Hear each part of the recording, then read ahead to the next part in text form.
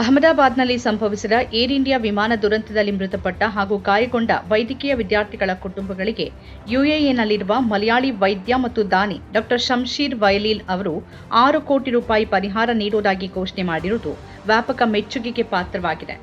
ಒಟ್ಟು 6 ಕೋಟಿ ರೂಪಾಯಿ ಮೊತ್ತದ ಈ ಸಹಾಯಧನ ಸಂತ್ರಸ್ತ ವಿದ್ಯಾರ್ಥಿಗಳ ಕುಟುಂಬಗಳಿಗೆ, ಗಂಭೀರವಾಗಿ ಗಾಯಗೊಂಡ ವಿದ್ಯಾರ್ಥಿಗಳಿಗೆ ಮತ್ತು ತಮ್ಮ ಪ್ರೀತಿ ಪಾತ್ರರನ್ನು ಕಳೆದುಕೊಂಡ ವೈದ್ಯರ ಕುಟುಂಬಗಳಿಗೆ ಆಸರೆಯಾಗಲಿದೆ. ಏರ್ ಇಂಡಿಯಾ ವಿಮಾನ ವೈದ್ಯಕೀಯ ಕಾಲೇಜಿನ ಹಾಸ್ಟೆಲ್ಗೆ ಅಪ್ಪಳಿಸಿದ್ರಿಂದ 4 ವೈದ್ಯಕೀಯ ವಿದ್ಯಾರ್ಥಿಗಳು ಮೃತಪಟ್ಟಿದ್ರು.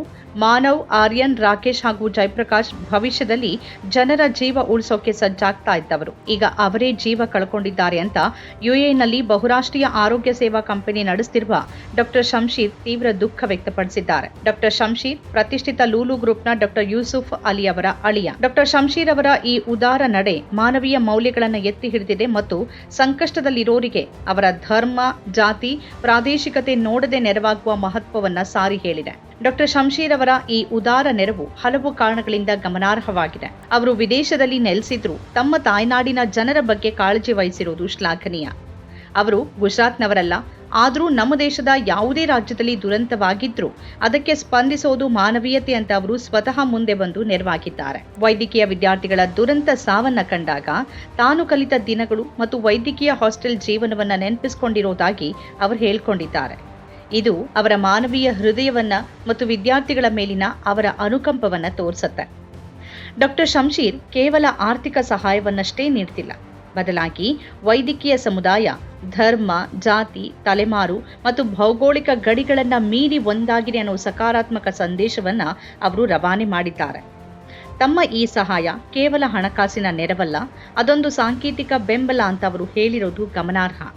ಈ ದುರಂತದಲ್ಲಿ ತಮ್ಮ ಭವಿಷ್ಯವನ್ನು ಕಳ್ಕೊಂಡ ಯುವ ವೈದ್ಯರಿಗೆ ಮತ್ತು ಆಘಾತಕ್ಕೊಳಗಾದ ಅವರ ಕುಟುಂಬಗಳಿಗೆ ಇದು ಒಂದಷ್ಟು ಸಮಾಧಾನ ಮತ್ತು ಧೈರ್ಯವನ್ನು ನೀಡಿದೆ. ಡಾ ಶಂಶೀರ್ ಅವರ ಈ ನೆರವು ಹಾಗೂ ಉದಾರತೆ ನಮ್ಮ ಸಮಾಜದಲ್ಲಿರುವ ಇತರ ಶ್ರೀಮಂತರು ಮತ್ತು ಪ್ರಭಾವಿಗಳಿಗೆ ಮಾದರಿಯಾಗಿದೆ. ಸಂಕಷ್ಟದಲ್ಲಿರೋರ ನೆರವಿಗೆ ಧಾವಿಸಲು ಮತ್ತು ಸಮಾಜಕ್ಕೆ ತಮ್ಮ ಕೊಡುಗೆ ನೀಡಲು ಇದು ಪ್ರೇರಣೆ ನೀಡುತ್ತೆ. 2010ರಲ್ಲಿ ಮಂಗಳೂರು ವಿಮಾನ ದುರಂತ ಸಂಭವಿಸಿದಾಗಲೂ ಡಾ ಶಂಶೀರ್ ಅವರು ಸಂತ್ರಸ್ತ ಕುಟುಂಬಗಳಿಗೆ ಆರ್ಥಿಕ ನೆರವು ಮತ್ತು ಉದ್ಯೋಗಾವಕಾಶಗಳನ್ನು ಒದಗಿಸಿದ್ರು ಅನ್ನೋದು ಅವರ ಮಾನವೀಯ ಕಳಕಳಿಯನ್ನ ತೋರಿಸುತ್ತೆ. ಡಾ ಶಂಶೀರ್ ವಯಲೀಲ್ ಅವರ ಉದಾತ್ತ ಕಾರ್ಯ ಎಲ್ಲೆಡೆ ಪ್ರಶಂಸೆಗೆ ಪಾತ್ರವಾಗ್ತಿರುವ ಈ ಸಂದರ್ಭದಲ್ಲಿ ಉದ್ಯಮಿ ಬಾಬಾ ರಾಮದೇವ್ ಅವರ ಇತ್ತೀಚಿನ ವಿವಾದಾತ್ಮಕ ಹೇಳಿಕೆಯೊಂದು ಮತ್ತೆ ಚರ್ಚೆಗೆ ಬಂದು ತೀವ್ರ ಟೀಕೆಗೆ ಗುರಿಯಾಗಿದೆ. ಪತಂಜಲಿಯ ಹೊಸ ರೋಸ್ ಶರ್ಬತ್ ಅನ್ನ ಪರಿಚಯಿಸುವಾಗ ರಾಮದೇವ್ ಅವರು ಒಂದು ನಿರ್ದಿಷ್ಟ ಕಂಪನಿಯ ಶರ್ಬತ್ನಿಂದ ಬರುವ ಹಣ ಮಸೀದಿಗಳನ್ನ ಕಟ್ಟಲು ಹೋಗತ್ತೆ, ಆದರೆ ನಮ್ಮ ಹಣ ಗುರುಕುಲಗಳನ್ನ ಕಟ್ಟೋಕ್ ಹೋಗತ್ತೆ ಅಂತ ಹೇಳಿದ್ರು. ಅಷ್ಟೇ ಅಲ್ಲದೆ ಇದು ಲವ್ ಜಿಹಾದ್ ರೀತಿಯ ಶರ್ಬತ್ ಜಿಹಾದ್ ಅಂತಾನೂ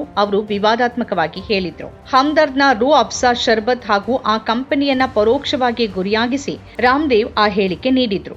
ಅವರ ಈ ಮಾತುಗಳು ಸಮಾಜದಲ್ಲಿ ಕೋಮು ಸಾಮರಸ್ಯವನ್ನ ಕದಡುವಂತಿವೆ ಮತ್ತು ಒಂದು ನಿರ್ದಿಷ್ಟ ಸಮುದಾಯವನ್ನ ಗುರಿಯಾಗಿಸಿವೆ ಅಂತ ವ್ಯಾಪಕವಾಗಿ ಟೀಕಿಸಲಾಗಿತ್ತು. ಕೋರ್ಟ್ ಆಕ್ಷೇಪದ ಬಳಿಕ ಅವರು ಕ್ಷಮೆಯಾಚಿಸಿದ್ದು ನಡೆದಿದೆ. ಬಾಬಾ ರಾಮದೇವ್ ಈಗ ಬಹಳ ದೊಡ್ಡ ಕಾರ್ಪೊರೇಟ್ ಉದ್ಯಮಿ. ಇಡೀ ದೇಶದಲ್ಲಿ ಅವರನ್ನ ನಂಬುವ ಶ್ರದ್ಧಾಳುಗಳಿದ್ದಾರೆ. ಅವರ ಉತ್ಪನ್ನ ಖರೀದಿಸಿ ಅವರ ಕಂಪನಿಯನ್ನ ಬೆಳೆಸುವ ಗ್ರಾಹಕರಿದ್ದಾರೆ.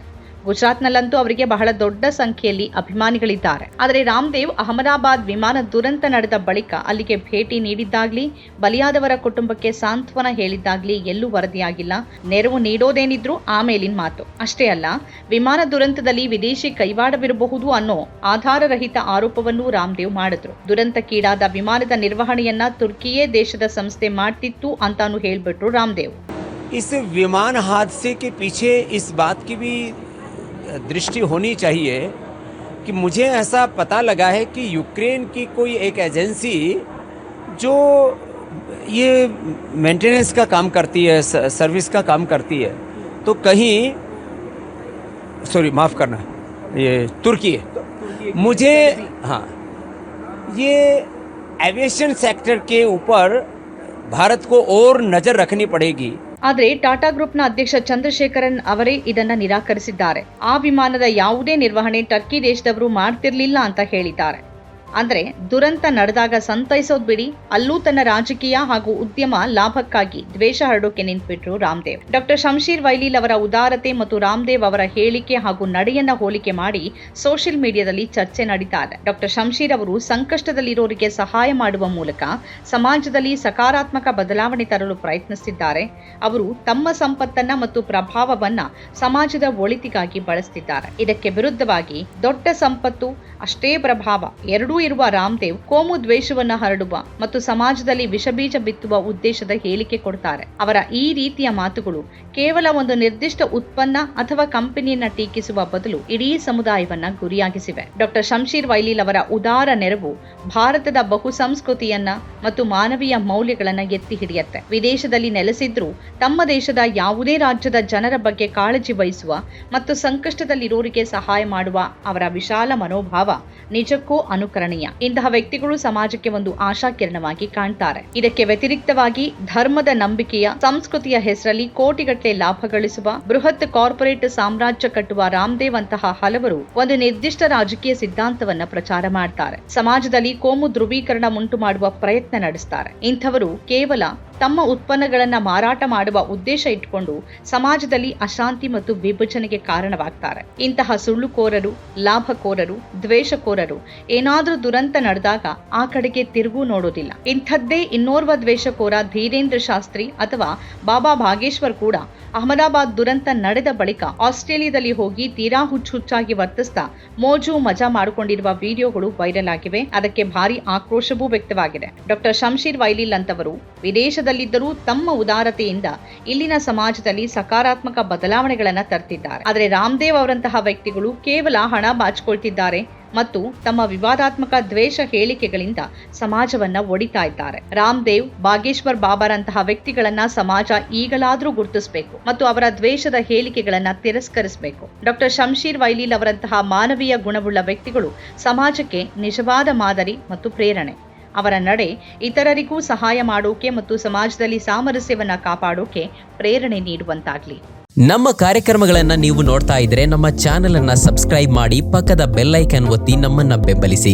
ಹಾಗೆ ನಮ್ಮ ಕಾರ್ಯಕ್ರಮಗಳನ್ನ ಲೈಕ್ ಮಾಡಿ, ಕಮೆಂಟ್ ಮಾಡಿ, ಅದನ್ನ ಬೇರೆಯವರಿಗೂ ವಾಟ್ಸ್ಆಪ್ ಮೂಲಕ ಶೇರ್ ಮಾಡಿ. ನೀವು ಹೀಗೆ ಮಾಡಿದಾಗ ನಮ್ಮ ಚಾನೆಲ್ ಮತ್ತಷ್ಟು ಜನರಿಗೆ ತಲುಪಲು ನೀವು ನಮ್ಮೊಂದಿಗೆ ಸಹಕರಿಸಿದ ಹಾಗಾಗುತ್ತೆ. ಇದು ನೀವು ಯಾವುದೇ ಖರ್ಚಿಲ್ಲದೆ ಕೆಲವೇ ಸೆಕೆಂಡುಗಳಲ್ಲಿ ನೀಡಬಹುದಾದ ಸಹಕಾರ. ಧನ್ಯವಾದಗಳು.